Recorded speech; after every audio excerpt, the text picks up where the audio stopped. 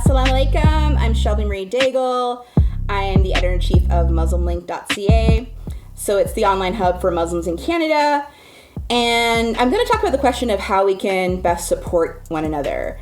First, I'm going to identify it in general in terms of the context of the Muslim community, and then I'll talk a bit more about just people in general. So running Muslim Link, it's been a really interesting journey for me. Because really I've had to learn how to best support Muslims in Canada. And there's over a million Muslims in Canada across the country. And, I've learned how to figure out how to support them in terms of doing stories about them, promoting businesses, promoting their events, making it easier to find information about jobs and other opportunities that happen. And so that's been kind of an interesting journey because, again, it's been very humbling. Because I think that oftentimes there's this really weird assumption that there's this one Muslim experience. And it's strange because the Muslim community, we often criticize non-Muslims for thinking we're all the same, but we often don't do a lot of work in trying to know about our differences. So again, we can be critical, but you got to turn that inwards first, right? So I've learned so much about the diversity of the Muslims who live in Canada from the work I do and also just different issues and different struggles they have. And it's been really humbling because, I'm somebody who has done a lot of anti-racism work for many years. And oftentimes, even now with discussions around anti-Black racism, a lot of it's about being left out or being discriminated against or stereotypes and misinformation. But the reality is that we all have so much to unlearn and so much to learn. It's two processes: unlearning, which often sort of stops us from seeing and being curious about the diversity, and then also learning, where you actually can be like, oh, okay, this community does this and they have this and they face this issue right now in their homeland, and that's why they came here. So I think one of the best ways we can start is supporting each other as Muslims is to actually be curious about each other and about each other's realities. I feel it's important, yes, it's important to know history, but Muslims live everywhere in the world, and there's a lot of very specific realities people are facing right now. And even here in Canada, there's such a diversity in terms of, say, how people are impacted differently from COVID and what's happening.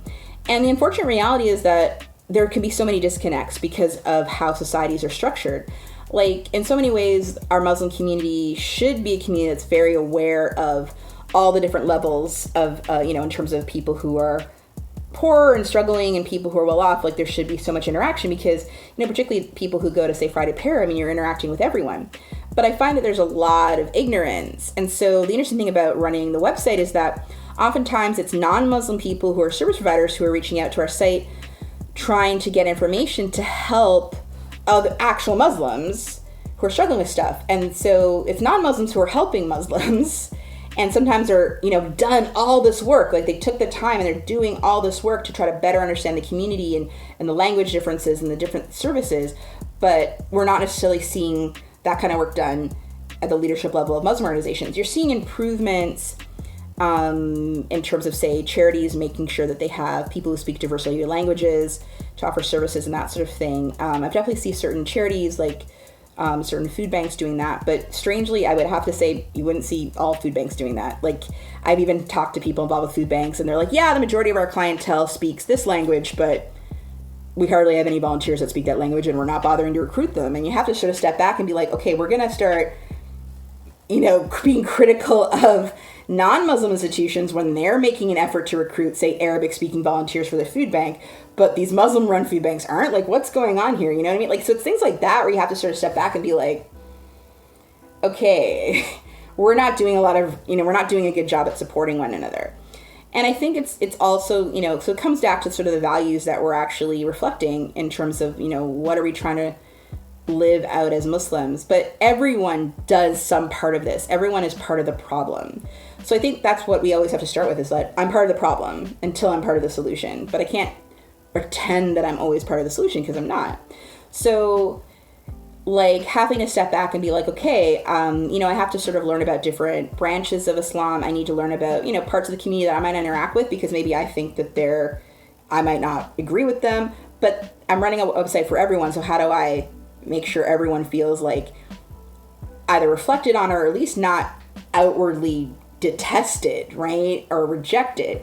Because at the end of the day, you know, I really have been working hard with the publisher of Muslim Link to just try to figure out how we can make a site that, you know, if you identify as Muslim, there's something for you there. We're not going to, you know, like it's just, we don't, you know, we're trying to be inclusive, but it's difficult in the context of the reality of being Muslim in Canada, right? Because there's also so much of our identity is also about what you can and cannot do. It's like, you know, Muslims cannot do these things, but everyone's also kind of somewhere in that. And yet also you could be still facing like persecution and racial discrimination and violence and hatred because people identify you as Muslim, but you might not be accepted in the Muslim community itself because of something you're doing or not doing, right? And so how can you just have a neutral space where people are trying to reach out to people who've been victims of hate crimes or people who have experienced discrimination? Well, this is a platform you could put it on and it's going to reach a variety of people. Or the same thing with a job posting. This person who might not feel comfortable going to the mosque for a variety of reasons actually could have the skills and just the personality to be a really good settlement worker for really vulnerable members of our community, you know? So we need those spaces where people can feel safe to discover those opportunities or to learn about different people that can help them. And as somebody who myself lives with a mental illness, like that becomes even more important with me because I just know how much, like, you know, when we talk about cultural competency, honestly, just having the right person just goes a long way.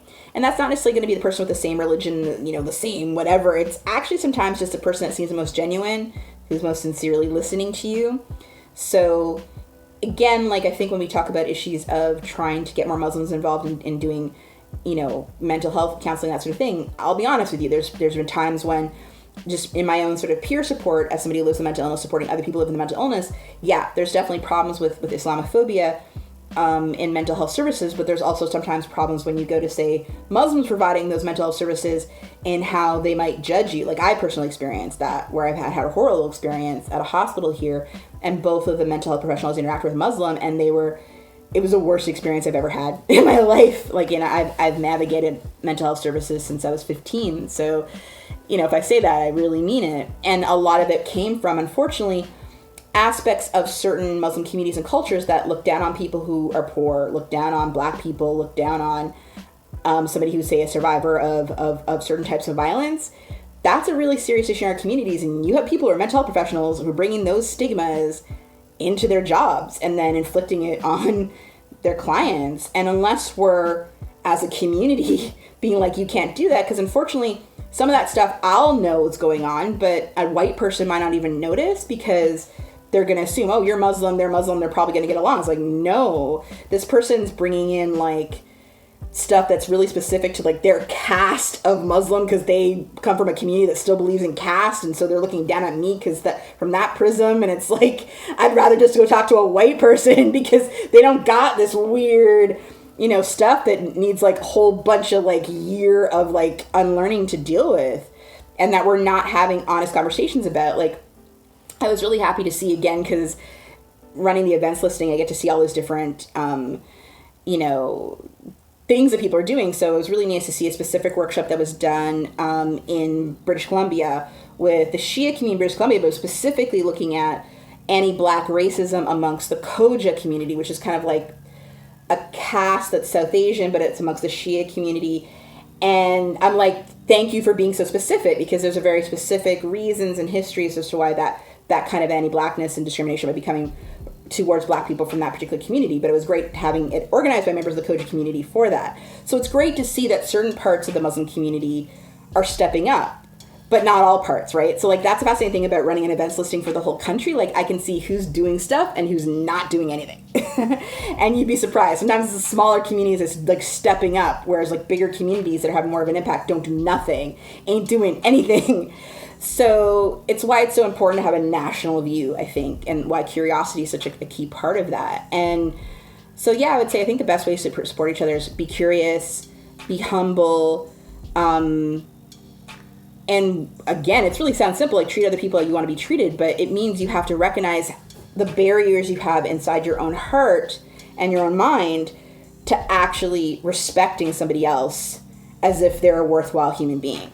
A lot of us have learned stuff from our parents, from our homelands, from our religious institutions that actually have told us we're superior to other people, treat them like trash, they're trash. And we act like we haven't learned that. But like, I've navigated the Muslim community now, I've been Muslim for like 18 years, but I've navigated the Muslim community for about 25 years. And there's a lot of stuff that, again, coming as an outsider, I would never learn to hate people this way, the way some Muslims have learned to hate people and have never got any training to unlearn that. So like, we look a lot at white privilege, white fragility, but I'm like, okay, those white people are getting training to unlearn this stuff. We need to start designing our own trainings to unlearn the kind of stuff that exists in the Muslim community that's very specific, only exists in these communities, because we're hurting people. We're hurting Muslim people, we're hurting non-Muslim people. So I think the best thing we all can do, even including those of us who are converts, because we got our own stuff, right? You can be a convert to Islam and still actually have a lot of sense of being superior because you're from a Western culture. We definitely have a lot of that to unlearn too. So the best thing I think we can do to support each other is start better understanding ourselves, to understand what we need to unlearn, to really properly support our Muslim brothers and sisters and our human brothers and sisters, because it's not like, again, for me, I just wasn't raised that way to actually really make that distinction. So I do feel like I need to step up sometimes a bit more from my Muslim brothers and sisters in terms of like getting really specific into things. But at the end of the day, as a baseline, I mean, I want to kind of also be stepping up for everyone, because I've been helped by so many people. My community, my friends, people who've been like family to me, it's Muslims and non-Muslims, it's people from all sorts of different communities. So I don't have loyalty to just one community, because not one community just has loyalty to me. And I think that's okay, personally. So we need to think how we can better support each other as Muslims and how we can better support each other as human beings. And I think it starts with humility, and it starts with unlearning, trying to be a better person, trying to look at why we have a dark side, what is being whispered in our ear and why, and trying to prevent that from hurting other people, just as we try to prevent it from hurting ourselves. So anyway, I think this is a great project. I'm looking forward to seeing the other videos. And yeah, if you want to learn more about me, feel free to visit MuslimLink, muslimlink.ca, or just check me out LinkedIn, or that's another good way of connecting with me. So thanks for the opportunity, Nia. Take care. Assalamu alaikum.